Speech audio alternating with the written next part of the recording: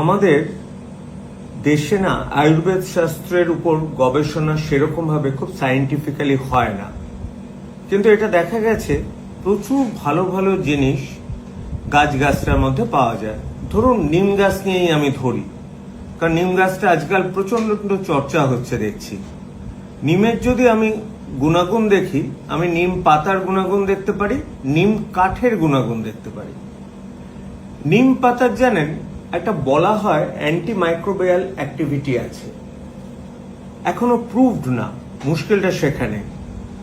আর নিমের যে ডালটা থেকে আমরা দাঁতন হিসেবে ইউজ করি, সেটা কিন্তু খুব ভালো দাঁতের হেলথ অর্থাৎ পেরিওডন্টাল হেলথ ভালো মেনটেন করে।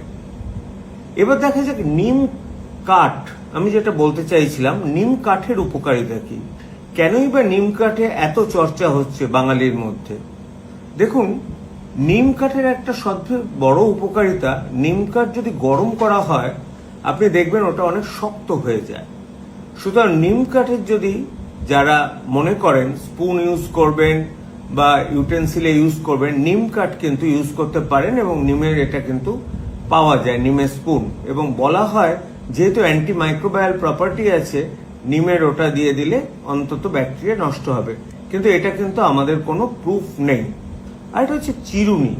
আপনার নিমের চিরুনি কেউ ইউজ করেছেন? পাওয়া যায় কিন্তু, একটু খোঁজ করে দেখবেন। নিমের চিরুনি ইউজ করলে বলা হয় যে খুশকি, অর্থাৎ সেটা তো একটা ফাঙ্গাল অসুখ, লাইস অর্থাৎ আমরা বলি যেটা মাথায় যে উকুন হয়েছে, সেটা কিন্তু চলে যায়। I was still not prove. কিন্তু সবচেয়ে বেশি আমরা যেটা আমাদের অ্যালোপ্যাথিতে ইউজ করি সেটা হচ্ছে নিম গাম।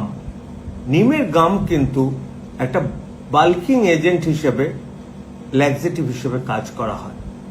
সুতরাং দেখা যাক, এ নিয়ে গবেষণা চলুক, নিম কাঠ নিয়ে আমরা আলোচনা করতে থাকি, দেখবেন নিমের অনেক উপকারিতা বেরিয়ে যাবে।